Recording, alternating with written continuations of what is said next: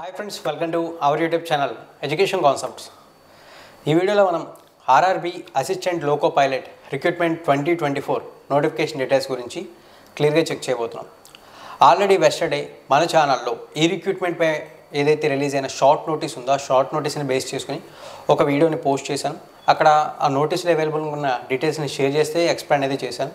At the same time ఈ నోటిఫికేషన్పై ఏమైనా doubts ఉంటే కామెంట్ సెక్షన్లో కామెంట్ చేస్తే ఫుల్ నోటిఫికేషన్ రిలీజ్ అయిన తర్వాత పూర్తి వివరాలు ఎక్స్ప్లెయిన్ చేస్తానని చెప్పడం జరిగింది. చాలామంది కామెంట్స్ అయితే చేశారు. ఆ కామెంట్స్ని బేస్ చేసుకుని ఈ నోటిఫికేషన్ ఫుల్ డీటెయిల్స్ని ఈ వీడియోలో ఎక్స్ప్లెయిన్ అయితే చేయబోతున్నాను. అయితే నోటిఫికేషన్లోకి వెళ్ళబోయే ముందు మీకు ఒక ఇంపార్టెంట్ పాయింట్ అయితే చెప్పాలి.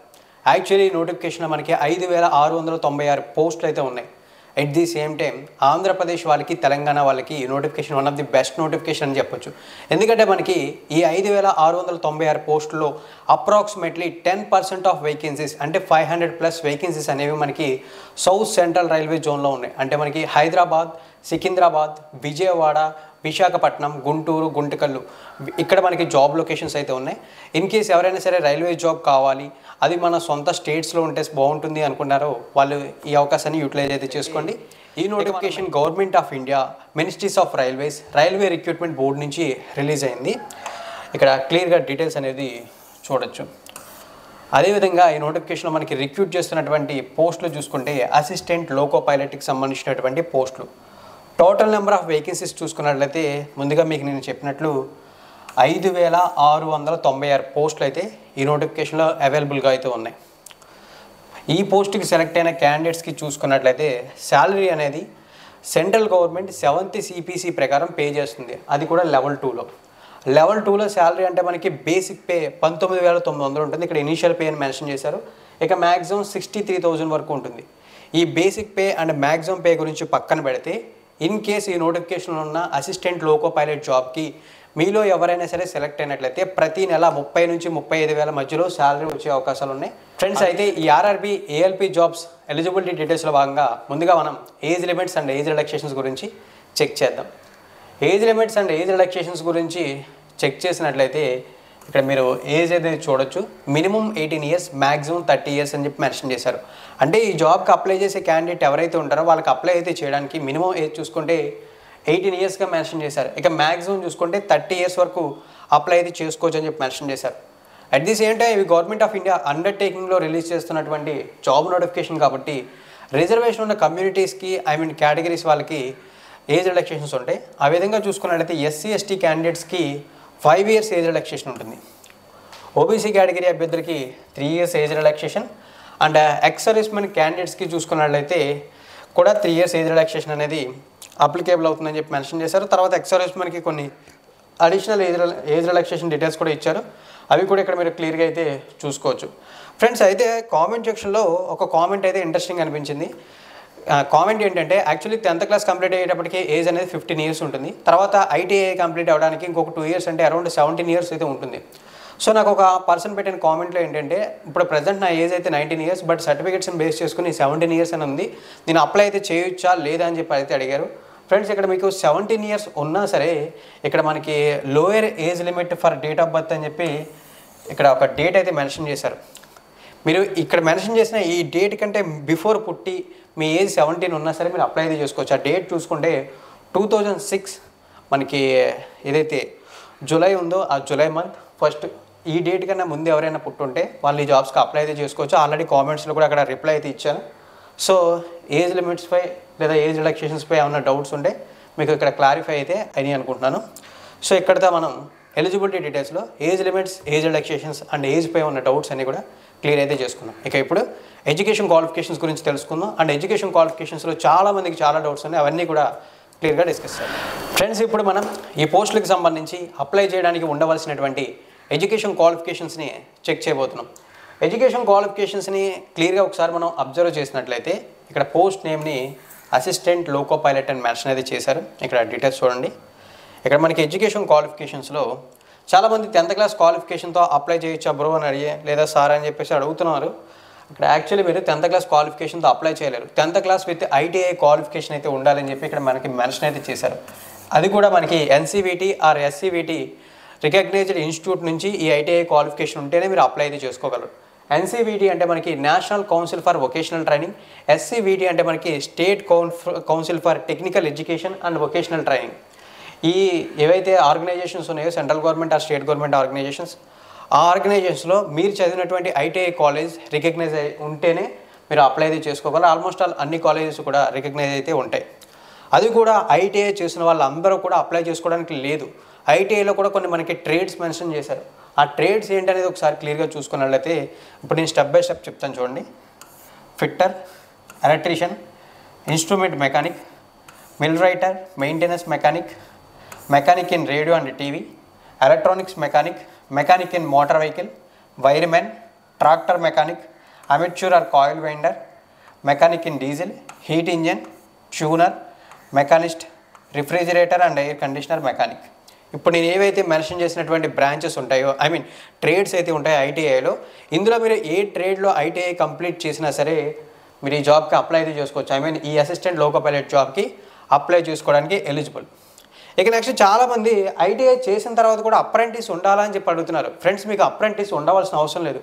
మీరు just 10th class with ITI ఇప్పుడు నేను మెన్షన్ చేసిన ట్రేడ్స్లో కానీ మీరు కంప్లీట్ చేస్తుంటే అప్లై చేసుకోవచ్చు. అయితే ఇక్కడ అప్రెంటిస్ అని మెన్షన్ చేసింది ఏంటంటే, మనం చూసుకున్నట్లయితే మనకి ఎవ్రీ 3 monthsకి లేదా ఎవ్రీ 2 months లేదా 6 monthsలో ప్రతిసారి నార్థన్ రైల్వే నుంచి, ఈస్టర్న్ రైల్వే నుంచి లేదా సదరన్ రైల్వే నుంచి మనకి చూసుకున్నట్లయితే అప్రెంటిస్ రిక్రూట్మెంట్ అనేది జరుగుతుందని చెప్పి మెన్షన్ చేశారు. రీసెంట్గా కూడా ఒక అప్రెంటిస్ రిక్రూట్మెంట్ అనేది యాక్టివ్గానే అయితే ఉంది. ఈ అప్రెంటిస్ రిక్రూట్మెంట్కి 10th క్లాస్ కంప్లీట్ అయిన క్యాండిడేట్స్ అప్లై అయితే చేయాలి. సో ఈ అప్రెంటిస్ రిక్రూట్మెంట్ ఏదైతే ఉంటుందో ఆ రిక్రూట్మెంట్లో ఇక్కడ మనకి 2 years కోర్సెస్ అయితే ఉంటాయి. అప్రెంటిస్షిప్ పీరియడ్ 1 year లేదా 2 years అలా ఉంటాయి.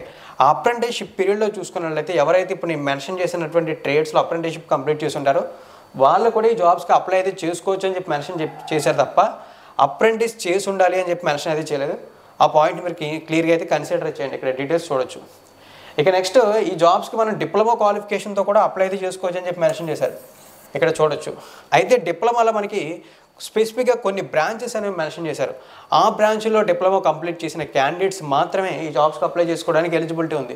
ఇప్పుడు ఇక్కడ మనకి మెన్షన్ చేసినటువంటి బ్రాంచెస్ అనేది చూసుకున్నట్లయితే డిప్లొమా ఇన్ మెకానికల్ లేదా electrical, electronics, automobile engineering.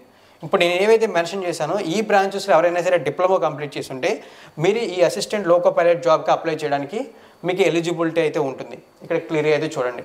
At the same time మీరు బీటెక్ క్వాలిఫికేషన్తో, డిగ్రీ క్వాలిఫికేషన్స్తో కూడా అప్లై చేసుకోవచ్చు. అదే ఎలా అంటే ఇప్పుడు మనం మెన్షన్ చేసినటువంటి mechanical, electrical, electronics and automobile engineering ఉందో వీటిలో మీరు బీటెక్లో కంప్లీట్ చేసినా లేదా డిగ్రీ ద్వారా కంప్లీట్ చేసినా సరే మీరు ఈ జాబ్స్కి అప్లై చేసుకోవడానికి ఎలిజిబిలిటీ ఉందని చెప్పి ఇక్కడ క్లియర్గా మెన్షన్ చేశారు. మీకు నోటిఫికేషన్ పీడిఎఫ్ లింక్ డిస్క్రిప్షన్లో ఇస్తాను. అక్కడ మీకు 16th పేజ్ అనేది ఓపెన్ చేస్తే ఎడ్యుకేషన్ క్వాలిఫికేషన్ డీటెయిల్స్ అనేది క్లియర్గా అయితే కనపడతాయి. సో ఇప్పటి వరకు అయితే మనం ఈ notification basic details and eligibility డీటెయిల్స్లో age limits and age relaxations గురించి క్లియర్గా తెలుసుకున్నాం కదా. ఇప్పుడు మనం ఈ జాబ్స్కి సంబంధించినటువంటి రిమైనింగ్ డీటెయిల్స్ తెలుసుకుని ఫైనల్గా సెలక్షన్ ప్రాసెస్ వివరాల్లోకి వెళ్దాం. ఫ్రెండ్స్, ఈ ఆర్ఆర్బీ ఏఎల్పి రిక్రూట్మెంట్ రిమైనింగ్ డీటెయిల్స్లో భాగంగా ఇప్పుడైతే మనం ఈ జాబ్స్కి ఎలా అప్లై చేయాలనేది ముందుగా మాట్లాడాం. ఆన్లైన్లోనే అప్లై అయితే చేయాలన్నట్లు తెలుసుకున్నాం కదా. అయితే ఇక్కడ అప్లై చేసేటప్పుడు examination fees or application fees అనేది పే చేయాల్సి అయితే ఉంటుంది. సో ఇప్పుడు మనం ఆ examination fees or application fees అనేది చూసుకున్నట్లయితే ఈ అప్లికేషన్ ఫీజు కూడా మనకి కమ్యూనిటీ వైజ్ డివైడ్ చేశారు. ఈ కమ్యూనిటీ వాళ్ళు ఎంత అప్లికేషన్ ఫీజు పే చేయాలి, వీళ్ళు ఎంత అప్లికేషన్ ఫీజు పే చేయాలనే డీటెయిల్స్ ఇచ్చారు. సో అది ఒకసారి ఇక్కడ మనం క్లియర్గా అబ్జర్వ్ చేసినట్లయితే ఈ జాబ్స్కి అప్లై చేసే క్యాండిడేట్స్లో ఎవరైతే మనకి general, OBC and economically weaker section candidates ఉంటారో వాళ్ళు 500 రూపాయలు అప్లికేషన్ ఫీజు అయితే పే చేయాలని చెప్పి మెన్షన్ చేశారు. ఇక నెక్స్ట్ మనకి ఎవరైతే SC, ST, ex servicemen, female, transgender and also economically backward classes candidates ఉంటారో వాళ్ళు 250 రూపాయలు అప్లికేషన్ ఫీజు అనేది పే చేయాల్సి అయితే ఉంటుందని చెప్పి మెన్షన్ అయితే చేశారు. అయితే ఈ అప్లికేషన్ ఫీజు మనకి రీఫండబుల్. అయితే ఈ రీఫండ్ ఎప్పుడైతే జరుగుతుంది అంటే ఎప్పుడైతే కంప్యూటర్ బేస్డ్ టెస్ట్ 1 అయితే కంప్లీట్ చేసిన క్యాండిడేట్స్ ఉంటారో అప్లై చేసిన వాళ్ళకి అప్లికేషన్ ఫీజు అనేది రీఫండ్ అవుతుందని చెప్పి మెన్షన్ చేశారు. ఆల్రెడీ ప్రీవియస్ మనకి ఆర్ఆర్బీ, ఎన్టీపీసీ, గ్రూప్ డీలో కూడా సేమ్ ఇదే విధంగా అయితే ఉండేది. సో ఇక్కడ మీరు అప్లికేషన్ ఫీజు డీటెయిల్స్ అనేది క్లియర్గా అయితే చూసుకున్నారని చెప్పి అనుకుంటున్నాను. ఇక నెక్స్ట్ ఇప్పుడు మనం సెలక్షన్ ప్రాసెస్ గురించి మాట్లాడదాం. సెలక్షన్ ప్రాసెస్ గురించి మాట్లాడేటప్పుడు ఇక్కడ మనం చాలా డీటెయిల్స్ని డిస్కస్ చేయాల్సి ఉంటుంది. వాటి గురించి ఇప్పుడు స్టెప్ బై స్టెప్ తెలుసుకుందాం. ఫ్రెండ్స్, సెలక్షన్ ప్రాసెస్ గురించి మాట్లాడేటప్పుడు చాలా డీటెయిల్స్ డిస్కస్ అయితే చేయాలనుకున్నాం కదా. అందులో మెయిన్గా మనం మీడియం ఆఫ్ ఎగ్జామినేషన్ అంటే ఎగ్జామ్ ఏ లాంగ్వేజ్లో జరుగుతుందనే దాని గురించి చూద్దాం.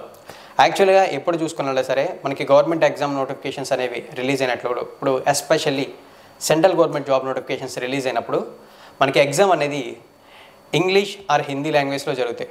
బట్ ఇక్కడ ఎగ్జామ్ చూసుకున్నట్లయితే మనకి ఇంగ్లీష్ అండ్ హిందీ లాంగ్వేజెస్తో పాటు 13 రీజనల్ లాంగ్వేజెస్లో కూడా జరుగుతాయని చెప్పి మెన్షన్ చేశారు. ఆ 13 రీజనల్ లాంగ్వేజెస్లో మనకి తెలుగు కూడా మెన్షన్ అయితే చేశారు. అంటే మీరు ఈ నోటిఫికేషన్లో ఉన్నటువంటి ఏఎల్పి జాబ్స్కి అప్లై చేస్తే, అంటే అసిస్టెంట్ లోకో పైలట్ జాబ్స్కి అప్లై అయితే చేస్తే మీకు ఎగ్జామ్ అనేది తెలుగు మీడియంలో కూడా ఉంటుంది. ఇక్కడ డీటెయిల్స్ అనేది క్లియర్గా అయితే చూసుకోవచ్చు. ఫ్రెండ్స్, ఈ రిక్రూట్మెంట్ సెలక్షన్ ప్రాసెస్ని మనం క్లియర్గా అబ్జర్వ్ చేసినట్లయితే ఇక్కడ సెలక్షన్ ప్రాసెస్ని మొత్తం ప్యాటర్న్ వైజ్ క్లియర్గా మెన్షన్ అయితే చేశారు. ఇక్కడ రిక్రూట్మెంట్ ప్రాసెస్ అని మెన్షన్ చేశారు చూడండి. మీరు నోటిఫికేషన్లో చెక్ చేయాలనుకుంటే ఇది పేజ్ నెంబర్ 10 అయితే ఉంటుంది. ఇక్కడ మీరు క్లియర్గా చూడొచ్చు. ఇక్కడ మనకి సెలక్షన్ ప్రాసెస్లో మొత్తం 5 స్టేజెస్ని మెన్షన్ చేశారు. ఇక్కడ నేను అండర్లైన్ చేస్తాను చూడండి, ఇవన్నీ చూద్దాం. ఇందులో 5 స్టేజెస్లో ఫస్ట్ స్టేజ్ చూసుకుంటే మనకి CBT 1 అంటే కంప్యూటర్ బేస్డ్ టెస్ట్ 1 అయితే జరుగుతుంది. సో ఇది కంప్లీట్ అయిన తర్వాత ఎవరైతే మెరిట్ వచ్చి షార్ట్ లిస్ట్ అవుతారో క్యాండిడేట్స్, వాళ్ళకి కంప్యూటర్ బేస్డ్ టెస్ట్ 2 అనేది ఉంటుందని చెప్పారు. ఈ 2 కూడా కంప్లీట్ చేసిన క్యాండిడేట్స్కి కంప్యూటర్ బేస్డ్ యాప్టిట్యూడ్ టెస్ట్ అయితే ఉంటుందని చెప్పారు. సో ఈ విధంగా మనకి 3 టెస్టులు కూడా కంప్లీట్ అయిన తర్వాత మనకి డాక్యుమెంట్ వెరిఫికేషన్ ఉంటుంది, ఫైనల్గా మెడికల్ ఎగ్జామినేషన్ ఉంటుంది. టోటల్గా రిక్రూట్మెంట్ ప్రాసెస్ అయితే ఈ విధంగా 5 స్టేజెస్లో అయితే ఉంటుంది. ఇక్కడ క్లియర్గా అయితే చూడొచ్చు. అయితే మనం సిలబస్ గురించి అయితే మాట్లాడొద్దు, కానీ ఏదైతే exam qualifying marks and exam pattern ఎలా ఉంటుందనే దాని గురించి చెక్ చేద్దాం. అది కూడా ఓన్లీ కంప్యూటర్ బేస్డ్ టెస్ట్ 1 గురించి చెక్ చేద్దాం. టెస్ట్ 1 కంప్లీట్ అయిన తర్వాత టెస్ట్ 2 గురించి షార్ట్ లిస్ట్ అయిన క్యాండిడేట్స్కి తెలిస్తే సరిపోతుంది. సో ఇప్పుడు మనం pattern, syllabus and exam process మొత్తం కూడా స్ట్రక్చర్ చూద్దాం. ఇక్కడ స్ట్రక్చర్ని అయితే క్లియర్గా మెన్షన్ అయితే చేశారు కంప్యూటర్ బేస్డ్ టెస్ట్ 1కి సంబంధించి. సో ఈ స్ట్రక్చర్ని చూసినట్లయితే ఈ కంప్యూటర్ బేస్డ్ 1 సంబంధించి చూసుకుంటే ఎగ్జామ్ డ్యూరేషన్ చూసుకుంటే 60 minutes అయితే ఉంటుందని చెప్పారు. అంటే 1 hour ఎగ్జామ్ అయితే ఉంటుంది. ఇక నెక్స్ట్ ఎగ్జామ్లో చూసుకుంటే నెంబర్ ఆఫ్ క్వశ్చన్స్ 75 క్వశ్చన్స్ అని చెప్పి మెన్షన్ చేయడంతో పాటు 75 మార్క్స్కి ఎగ్జామ్ పేపర్ ఉంటుందని చెప్పారు. అంటే అక్కడ ఒక్కొక్క క్వశ్చన్ ఒక్కొక్క మార్క్ని అయితే క్యారీ అయితే చేస్తుంది. అయితే ఈ ఎగ్జామ్లో చూసుకుంటే మనకి నెగిటివ్ మార్కింగ్ అనేది కూడా ఉంది. నెగిటివ్ మార్కింగ్ అనేది కాస్త టఫ్గా ఉంది. అదేంటంటే 1/3 నెగిటివ్ మార్కింగ్ అనేది అప్లికేబుల్ అవుతుందని చెప్పి మెన్షన్ అయితే చేశారు. నార్మలైజేషన్ అనేది ఏదైతే మల్టిపుల్ షిఫ్ట్స్ ఉంటాయో వాటిని బేస్ చేసుకున్న తర్వాత మొత్తం ఓవరాల్ ఎగ్జామ్ కంప్లీట్ అయిన తర్వాత ఉంటుందని చెప్పి మెన్షన్ అయితే చేశారు. అయితే ఇప్పుడు ఈ కంప్యూటర్ బేస్డ్ టెస్ట్ 1 అయితే గురించి మాట్లాడుతున్నాం కదా, దీంట్లో minimum pass percentage of eligibility అనేది కేటగిరీ వైజ్ మెన్షన్ చేశారు. సో ఒకసారి చూసుకుంటే unreserved and economically weaker section వాళ్ళకి 40% ఆఫ్ మార్క్స్ వస్తాయి. కంప్యూటర్ బేస్డ్ టెస్ట్ 1 కంప్లీట్ అయ్యి టెస్ట్ 2లోకి వెళ్తారు, స్టేజ్ 2లోకి వెళ్తారు. అండ్ ఓబీసీ వాళ్ళకి 30%, ఎస్సీ వాళ్ళకి 30%, ఫైనల్లీ ఎస్టీ వాళ్ళకి 25% అని చెప్పి మెన్షన్ అయితే చేశారు. ఇక్కడ క్లియర్గా డీటెయిల్స్ అనేది చూడొచ్చు. ఎట్ ది సేమ్ టైం ఈ జాబ్స్కి అప్లై చేసే క్యాండిడేట్స్ ఫిజికల్లీ ఫిట్గా ఉండాలని చెప్పారు. ఇన్ ఆల్ ఆస్పెక్ట్స్ అని చెప్పి మెన్షన్ అయితే చేశారు. అంటే ఎటువంటి డిసీజెస్ లాంటివి ఏమీ కూడా ఉండకూడదని చెప్పారు. దాంతోపాటు ఐసైట్కి సంబంధించిన కొన్ని స్టాండర్డ్స్ కూడా ఇచ్చారు. అవి మనకి స్టార్టింగ్లోనే ఉన్నాయి. ఇన్ కేస్ మీరు చెక్ చేయాలనుకుంటే చెక్ చేసుకోవచ్చు. మీకు ఏమైనా ఐసైట్ ప్రాబ్లమ్స్ లాంటివి ఏమన్నా ఉన్నట్లయితే వాటి డీటెయిల్స్ అనేది మనకి స్టార్టింగ్ 2nd పేజ్లోనే ఉంటాయి, మీరు చెక్ చేసుకోవచ్చు. ఫ్రెండ్స్, మీకు వేకెన్సీస్ గురించి చెప్పాలి. టోటల్గా 5,696 పోస్టులు అయితే ఉన్నాయి అసిస్టెంట్ లోగో పైలట్కి సంబంధించి.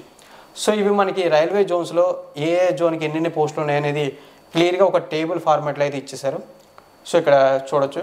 అయితే ఇక్కడ మనం సికింద్రాబాద్కి సంబంధించి చూసుకున్నట్లయితే సికింద్రాబాద్లో ఎస్పెషల్లీ సౌత్ సెంట్రల్ రైల్వేలో మనకి 559 పోస్టులు అయితే ఉన్నాయి.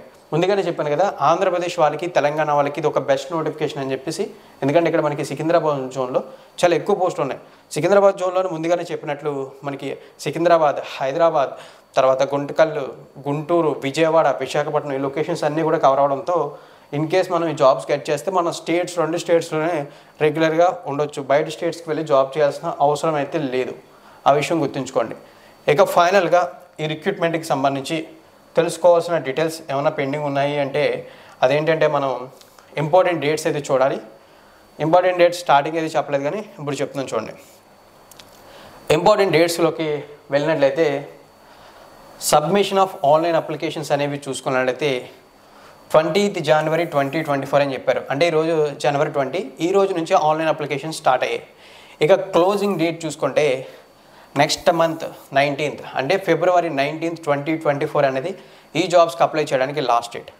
ఇన్ కేస్ అప్లై చేసే టైంలో ఏ క్యాండిడేట్ అయినా సరే ఏమైనా మిస్టేక్స్ అనేవి చేసినట్లయితే, అప్లికేషన్స్లో మిస్టేక్స్ ఏమైనా చేసినట్లయితే, స్పెల్ మిస్టేక్స్ కానీ డేట్ ఆఫ్ బర్త్ మిస్టేక్స్ కానీ ఏమైనా చేస్తే వాటిని మోడిఫై చేసుకోవడానికి కానీ కరెక్షన్ చేసుకోవడానికి ఒక సపరేట్ విండో అయితే ఓపెన్ చేసి ఉంచుతారని చెప్పారు. అదేంటంటే మనకి ఓపెన్ చేసి ఉండే టైం పీరియడ్ చూసుకున్నట్లయితే మనకి ఎప్పుడైతే ఆన్లైన్ అప్లికేషన్స్ కంప్లీట్ అయిన 19th ఉందో ఆ నెక్స్ట్ డే 20th February నుంచి 29th February 2024 వరకు ఈ విండో ఓపెన్లో ఉంటుందని చెప్పి మెన్షన్ అయితే చేశారు. సో ఫ్రెండ్స్, ఏదైతే రీసెంట్గా ఆర్ఆర్బి రిలీజ్ చేసినటువంటి 5696 అసిస్టెంట్ లోకో పైలట్ పోస్టులు అయితే ఉన్నాయో ఆ పోస్టుల రిక్రూట్మెంట్ 2024 డీటెయిల్స్ అయితే పూర్తిగా అయితే ఇవి. అండ్ ఆల్సో షార్ట్ నోటీస్ని ఎక్స్ప్లెయిన్ చేసినప్పుడు ఏవైతే మీరు రైజ్ చేసినటువంటి కామెంట్స్ ఉన్నాయో ఆ కామెంట్స్లో కొన్ని ఇంపార్టెంట్ కామెంట్స్ని షార్ట్ లిస్ట్ చేసి కామెంట్స్ని బేస్ చేసుకుని కూడా కొన్ని డీటెయిల్స్ని అయితే క్లియర్గా ఎక్స్ప్లెయిన్ అయితే చేయడానికి ట్రై చేశాను. ఇన్ కేస్ ఒకవేళ మీకు ఏదైనా డౌట్స్ ఇంకా ఉన్నట్లయితే తప్పనిసరిగా కామెంట్ సెక్షన్లో కామెంట్ చేస్తే మీకు అక్కడే రిప్లై అయితే ఇచ్చి ఆ డౌట్ని సార్ట్అవుట్ అయితే చేయడానికి ట్రై చేస్తాను. అట్ ది సేమ్ టైం మరిన్ని ఇటువంటి రెగ్యులర్ జాబ్ నోటిఫికేషన్ డీటెయిల్స్ ఎప్పటికప్పుడు తెలుసుకోవడానికి మన ఛానల్ని ఎప్పటివరకు సబ్స్క్రైబ్ చేయని వాళ్ళు సబ్స్క్రైబ్ అయితే చేయండి. వీలైనంత వరకు ఇన్ఫర్మేషన్ మీ ఫ్రెండ్స్ అండ్ తెలిసిన వాళ్ళతో షేర్ చేసుకోవడానికి కూడా ప్రయత్నించండి. మరిన్ని ఇటువంటి రెగ్యులర్ జాబ్ నోటిఫికేషన్స్ కోసం వన్స్ అగైన్ అడుగుతున్నాను, సబ్స్క్రైబ్ అయితే చేయండి. డౌట్స్ ఉంటే కామెంట్ చేయండి. థ్యాంక్ యూ ఫ్రెండ్స్, వీడియోని ఎండింగ్ వరకు వాచ్ చేసినందుకు.